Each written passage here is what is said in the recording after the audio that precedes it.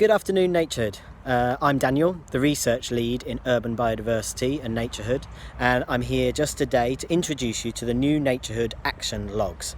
So Naturehood action logs allow you to tell us about all the wonderful features that you're installing in your nature space, from trees to bee hotels to compost heaps to log piles. We're asking you to tell us a little bit about what you've done, and you'll get some feedback on what makes each feature great for wildlife.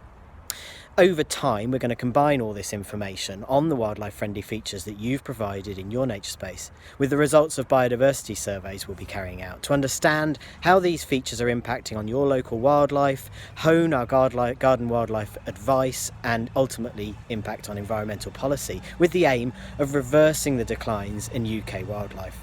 But only you can tell us about what you've installed or replaced or removed from your nature space. So we can't possibly understand how these wildlife actions are impacting on biodiversity in your area without you. So each action log only takes a couple of minutes to complete, and you can find them all on the Naturehood Wildlife Actions page or Help Our Research page. I'm going to talk you through a couple of actions that I've completed in our garden and our nature space, and I'll talk you through filling in the action log itself. Thanks a lot. Happy logging.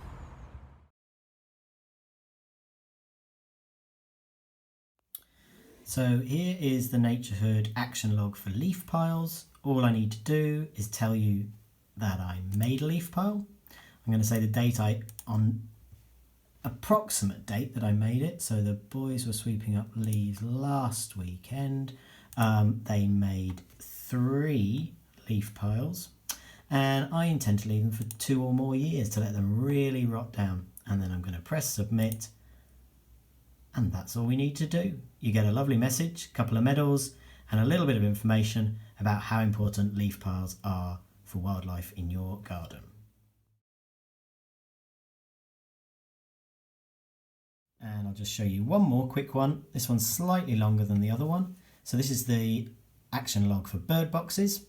I'm going to tell Naturehood that I've installed a nest box, and I think I put it in last spring, so I'm going to just hop back, oops, not a whole year, I'm going to hop back to around April. Not the best time to install a nest box because I knew it wouldn't be inhabited that year. I'm just going to say the 1st of April, but I put in a small nest box, so suitable for like blue tits and great tits like the one here.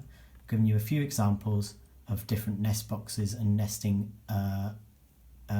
features that you can install, but also another box. So if you do something completely different, you can tell us about that. I'm going to click the next button, and there's just one further page of questions about what type of box it is and a little bit about where we put it. So my box is made of wood, as you can see in the picture, and it's important to know what direction a nest box faces in. So mine is between north and east. If they're between south and west, tends to get a bit too much sunlight in the summer, gets a bit warm, and also the prevailing winds and rain in the UK come from the south and the west, so it can get a bit wet.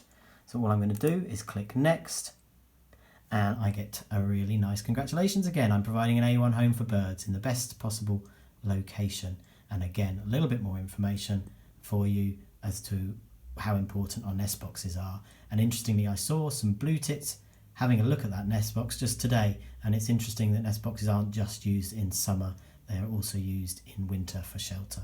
So I'll be interested to see if maybe those blue tits nest there in the spring.